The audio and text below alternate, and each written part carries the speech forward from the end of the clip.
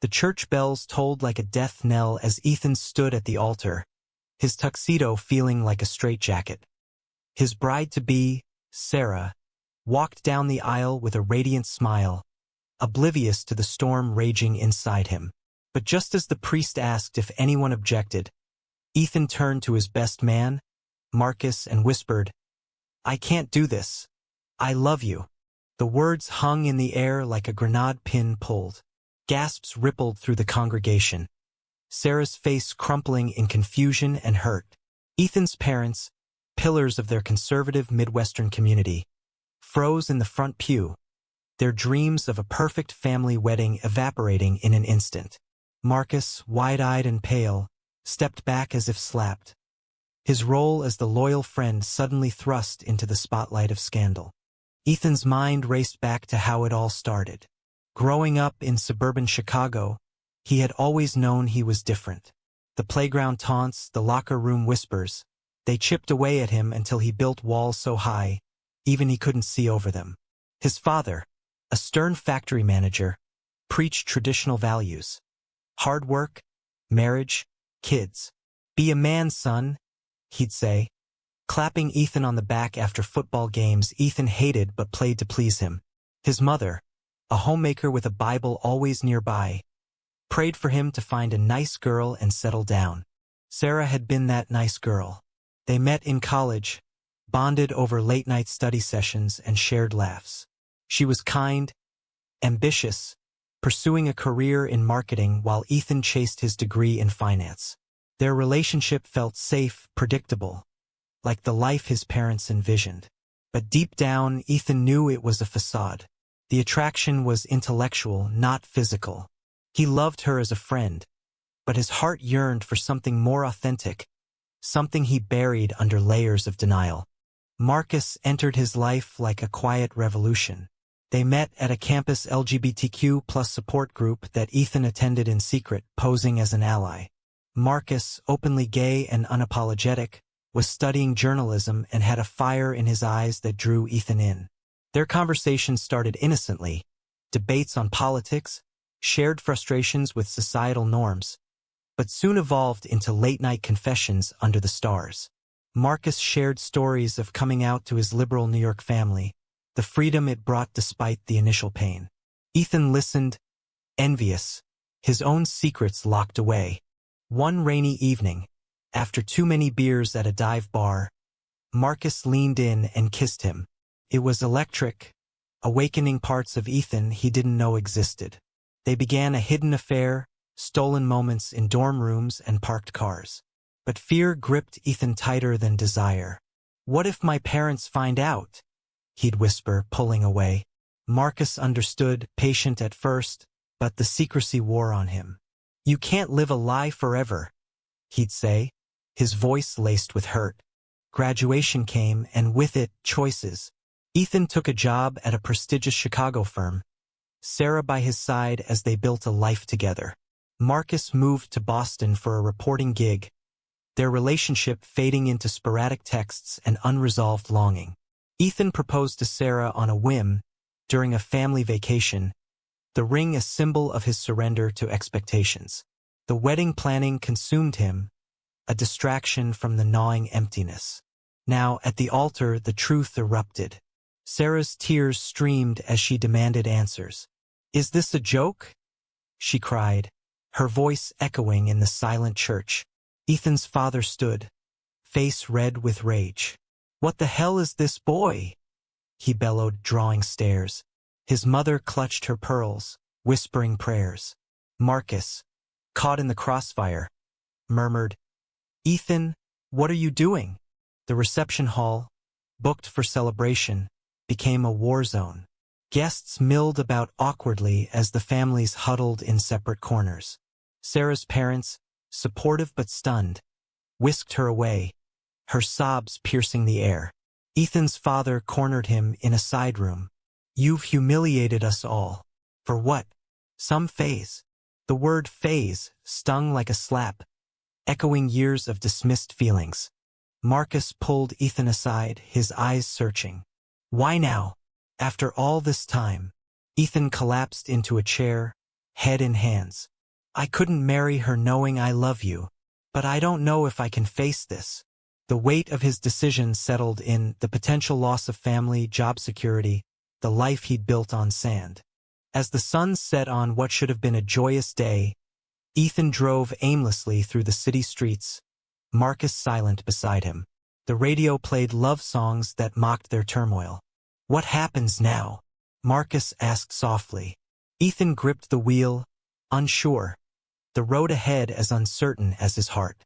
The fallout hit like a Midwest tornado, tearing through Ethan's world without mercy. His phone buzzed incessantly. Texts from relatives, voicemails from friends, all a mix of shock, support, and condemnation. "How could you do this to Sarah?" one aunt messaged. "Proud of you for being true," a college buddy replied. But the silence from his parents hurt most.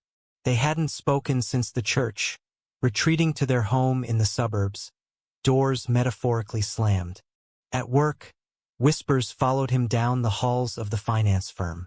His boss, a no-nonsense executive, called him into the office. "Personal matters stay personal, but it's distracting the team."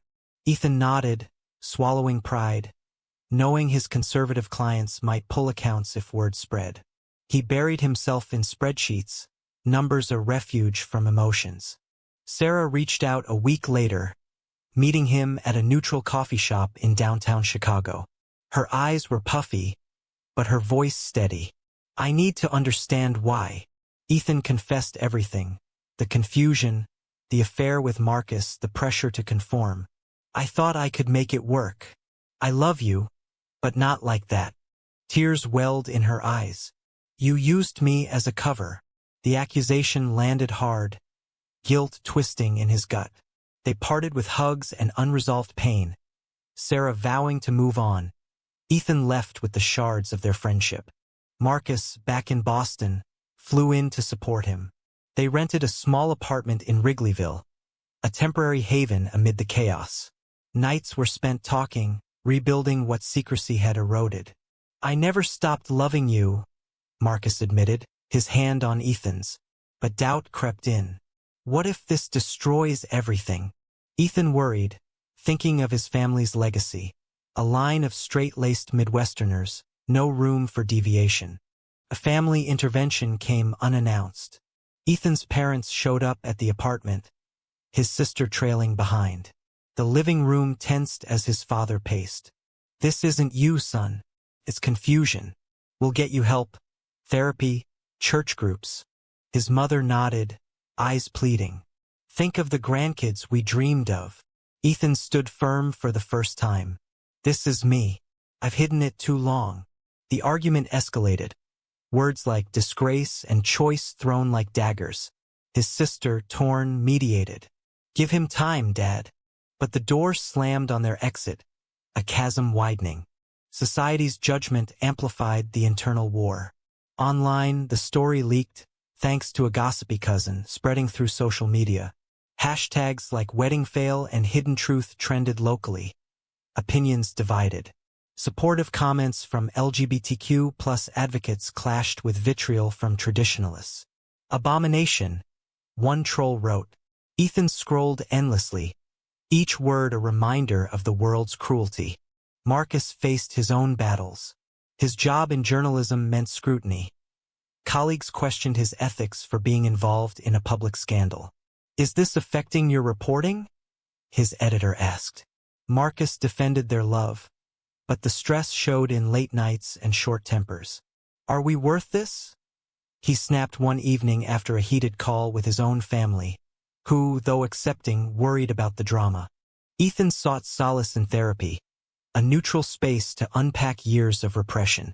The counselor, a kind woman in her 50s, probed gently. "What price are you willing to pay for authenticity?" Sessions revealed deep-seated fears, abandonment, failure. He journaled decisions, coming out publicly, risking career advancement for peace of mind. A turning point came at a pride event in Boys Town. Marcus dragged him there, rainbow flags waving in the June breeze. Strangers shared stories similar to his, offering hugs and hope. For the first time, Ethan felt seen, not judged. "This is what freedom looks like," Marcus said, kissing him openly. But as they danced, Ethan spotted a familiar face. His old high school coach, disapproval etched in his stare. The high crashed, reality intruding. Back home, a letter arrived from his father, harsh, unyielding. "Until you fix this, you're not welcome." The words cut deep, forcing Ethan to choose, family or self. He crumpled the paper, tears flowing, Marcus holding him. "We'll build our own family," Marcus promised. But doubt lingered, the cost mounting. As summer faded, Ethan made a bold move, quitting his job for a position at a progressive firm that valued diversity. The pay cut stung, but the acceptance healed. Sarah, in a surprising twist, texted support. "I'm hurting, but I want you happy." Reconciliation flickered, a silver lining amid ruins. Yet shadows loomed. Marcus received a job offer in New York, a dream opportunity. "What about us?" Ethan asked, fear resurfacing. The decision hung like a sword, testing their bond anew. Relocation to New York marked a new chapter, but the move amplified fractures. Ethan followed Marcus, leaving Chicago's familiar streets for Manhattan's chaos. The city pulsed with energy, a far cry from suburban quiet, but anonymity brought relief. No more judgmental stares from neighbors. Here, they blended into the diverse tapestry. Their apartment in Chelsea overlooked bustling streets, a symbol of fresh starts. Marcus thrived at his new network job, covering social issues with passion. Ethan landed freelance finance gigs, flexible but unstable. Nights, they explored the city, walks in Central Park, dinners in queer-friendly spots. Love deepened, but old wounds festered. Family silence gnawed at Ethan. Holidays approached, Thanksgiving a looming specter. He called his sister the bridge between worlds. "Mom cries every night," she confided. "Dad's stubborn, but he misses you." Ethan debated reaching out, drafting emails he never sent. The internal conflict raged, forgiveness versus self-respect. Society's pressures evolved. In New York, acceptance was norm, but subtle biases persisted. At a networking event, Ethan overheard colleagues whisper about lifestyle choices affecting professionalism. He confronted them, voice steady. "It's who I am, not a choice." The exchange empowered him, but exhaustion followed. "Why fight every day?" he vented to Marcus. Marcus's career soared, but envy crept in. Long hours left Ethan alone, doubts whispering. "Am I holding you back?" One night, after Marcus canceled dinner for a deadline, arguments erupted. "You're always working. Is this revenge for my hesitation?" Marcus retorted, "I waited years for you. Now you're jealous." Hurt words flew, revealing insecurities. They slept apart, the bed a chasm. Reconciliation came with dawn. Apologies exchanged. They vowed communication. But a bigger test loomed. Marcus's ex, Tyler, re-entered the picture. Tyler, a charismatic artist, contacted Marcus for a story collaboration. Dinners turned professional, but Ethan sensed chemistry. "He's just a friend," Marcus assured, but late texts fueled paranoia. Jealousy boiled over at a gallery opening. Tyler flirted openly, Marcus laughing too easily. Ethan stormed out, wandering rainy streets. "Is this what I gave up everything for?" he thought, rain mixing with tears. Marcus found him, soaked and sorry. "Tyler's past. You're my future." They kissed under a street lamp, passion reigniting, but trust cracked. Back in Chicago, Ethan's parents grappled with change. His mother attended a PFLAG meeting secretly, learning about LGBTQ+ families. "Maybe we were wrong," she confided to his father, but pride held him back. A health scare, his father's minor heart episode, prompted outreach. A terse email, "Come home for Christmas. We need to talk." Ethan agonized over the invitation. What if it's a trap? Marcus cautioned, memories of rejection fresh. But longing won. They flew back, tension thick at the airport pickup. Dinner was awkward, small talk skirting the elephant. Finally, his father spoke. I don't understand it, but you're my son. Tears flowed, hugs tentative. His mother embraced Marcus warmly. Welcome to the family. Healing began, but not without setbacks. A cousin's wedding invitation excluded Marcus. A subtle slight. Ethan declined, standing firm. All or nothing. The choice cost family ties, but affirmed his worth. In New York, professional betrayal struck. Marcus's boss, homophobic undertones revealed, passed him over for promotion. Your personal life is too public, he implied. Marcus fought back, filing a complaint. Support from colleagues bolstered him, but stress strained their relationship. Ethan's freelance work led to a full-time offer at an inclusive bank. Success tasted sweet, but imposter syndrome lingered. Do I deserve this? Therapy continued, unpacking layers. A pivotal moment came during Pride Month. They marched together, flags high. Ethan spoke at a rally, sharing his story. Applause roared, validation washing over him. But online trolls attacked, dredging up the wedding scandal. Fraud, they called him. Marcus defended fiercely, their bond strengthening. As fall leaves fell, a proposal reversed roles. Marcus knelt in Central Park. Marry me, Ethan. Let's do it right. Joy surged, but fear flickered. What about the past? The ring slipped on, a promise amid uncertainty. Wedding plans revived old ghosts. This time, no secrets. Invitations sent openly. A small ceremony in the Hamptons planned. Ethan's family RSVP'd yes, a fragile olive branch.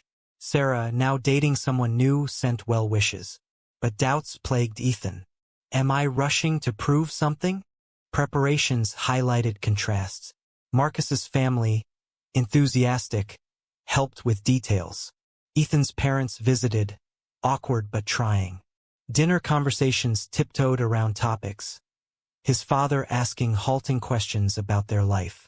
Does it make you happy? Ethan nodded. More than pretending. Progress slow but real. Society's mirror reflected progress and pitfalls. Media picked up their story. A feel-good redemption arc. Interviews followed. Marcus's journalism clout amplifying. But backlash ensued. Conservative outlets labeled it agenda-pushing. Death threats arrived anonymously, shaking their resolve. Is publicity worth the danger? Ethan worried. A betrayal cut deep. Tyler, jealous of their happiness, leaked private emails to tabloids. Intimate details from Marcus's past. Headlines screamed, "Love triangle exposed." Marcus confronted Tyler. Friendship severed. Why? Tyler sneered. You chose him over us. The scandal tested loyalty. Ethan stood by Marcus, but resentment simmered. Your ex almost ruined us. Therapy sessions intensified. Couples counseling added. Trust is rebuilt brick by brick, the therapist said. They worked through it, emerging stronger, but scars remained. Family mending hit roadblocks. Ethan's sister confided their father's struggle with church friends' judgments. He's defending you, but it's hard. At a family gathering, an uncle spewed slurs. Ethan walked out, Marcus following. We don't need toxicity. The stand empowered, but isolated. Professional repercussions lingered. Marcus's promotion came after the complaint, but with caveats, less high-profile assignments. They're punishing me subtly. Ethan encouraged a job switch, but Marcus persisted. I won't run. Ethan's career flourished, leading a diversity initiative. Speaking engagements followed, sharing his journey. Empowerment grew, but exhaustion mounted. When does the fighting end? A moral dilemma arose. A young intern at Ethan's firm confided his own struggles. Closeted, fearing family rejection. Ethan mentored him, drawing from experience. The pain of hiding is worse than the fallout. The intern came out inspired but faced backlash. Ethan questioned his advice. Did I push too hard? As wedding day neared, nerves peaked. Rehearsal dinner brought families together, tensions simmering. Ethan's father pulled him aside. I'm proud, son. It took time, but I see your happiness. Tears shared, a breakthrough. The ceremony dawned bright. Vows exchanged under a floral arch, rings symbolizing commitment.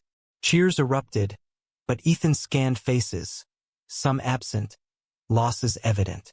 Reception danced into night, joy prevailing. Honeymoon in Hawaii offered respite. Beaches soothed, love reaffirmed. But upon return, reality intruded. Marcus's network faced a buyout, jobs uncertain. Ethan pondered choices. We've paid dearly for this life. Marcus nodded. But it's ours. Growth acknowledged, but questions lingered. Post-wedding bliss faded as life's grind resumed. Marcus's job insecurity led to late nights job hunting. Ethan supported, but strain showed. We just got married. Can't we enjoy it? Arguments flared over finances, the apartment feeling smaller. Family dynamics shifted. Holidays united them in Chicago, Ethan's parents hosting. Conversations flowed easier, Marcus included in traditions. But subtle digs persisted. His mother's offhand comments about normal families. Ethan addressed them gently. This is normal for us. Change incremental, patience tested. Society's evolution inspired hope. Legislation advanced LGBTQ+ rights, but regressions in some states alarmed. Marcus covered stories of discrimination bringing work home. A kid got kicked out for being gay. He'd share, anger boiling. Ethan volunteered at shelters, giving back. We've been lucky, others aren't. Personal crisis hit. Ethan's father suffered a stroke, hospitalization forcing proximity. Bedside vigils revealed vulnerabilities. I regret the lost time, his father whispered. Forgiveness flowed, bonds mending. Recovery brought reflection, life's fragility. Marcus faced a career crossroads. A West Coast offer tempted better pay, fresh start. LA could be good for us. Ethan hesitated. Uproot again? For what? Debates ensued. Weighing pros and cons, is ambition worth our stability? Betrayal resurfaced. An old friend from college, jealous of their visibility, spread rumors online, claiming Ethan's wedding walkout was staged for attention. Virality stung, old wounds reopening. They lawyered up, countersuing for defamation. Victory came, but at emotional cost. Why can't people let us be? Internal conflicts deepened. Ethan questioned his identity beyond the drama. Am I more than my coming out story? He pursued hobbies, writing, running marathons, reclaiming self. Marcus encouraged, but his own demons surfaced. I feel like the villain in your tale sometimes. A turning point. Adopting a dog, a rescue mutt named Max. The responsibility grounded them, family expanding. Walks in the park fostered talks, rebuilding intimacy. Professional triumphs balanced lows. Ethan promoted, leading inclusivity programs. Marcus landed a podcast gig voicing queer stories. Success shared, pride swelling. But a moral quandary arose. A family member asked Ethan to tone it down at a reunion for elderly relatives. Don't make it awkward. Ethan refused. Hiding again? No. The choice alienated some, but affirmed boundaries. As years ticked, reflections on sacrifices mounted. Lost friendships, career detours, emotional tolls. Was it worth it? Ethan pondered. Marcus affirmed. Every scar led here. A surprise. Sarah's wedding invitation arrived. Attending, they reconciled fully. I'm happy for you, she said. Closure sweet. Yet, shadows persisted. News of hate crimes shook them, safety concerns rising.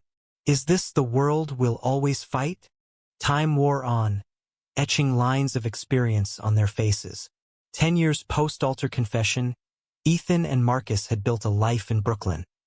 a cozy brownstone, Max the dog, and a circle of chosen family.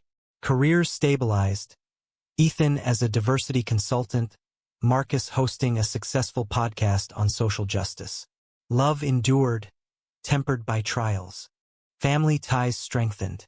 Ethan's parents visited often, grandparents to their adopted niece through his sister. "We were wrong," his father admitted over coffee. Love is love. Acceptance hard-won, a testament to change. Society progressed unevenly. Victories like marriage equality nationwide contrasted with rising anti-LGBTQ+ rhetoric. Marcus's work exposed him to stories of struggle fueling advocacy. Ethan joined boards, pushing for policies. We owe it to the next generation. Personal growth continued. Ethan published a memoir, Altar of Truth, detailing his journey. Reviews praised its honesty, but critics accused sensationalism. Did I exploit our pain? He wondered. Sales donated to charities eased guilt. A final betrayal tested limits. A disgruntled ex-colleague outed private details from therapy notes. Hacked somehow. Scandal reignited, privacy violated. They sued, winning, but trust in people eroded. How much more? Ethan despaired. Reawakening came through mentoring. A young man, mirroring Ethan's past, sought advice. My family's pressuring marriage. Ethan shared wisely. Choose authenticity, but know the cost. The mentee thrived, gratitude profound. As they aged, reflections deepened. Walks with Max prompted talks of legacy.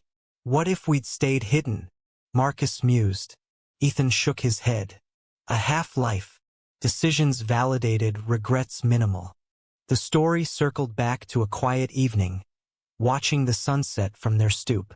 Hands intertwined, they pondered paths not taken. Love's price paid, rewards reaped.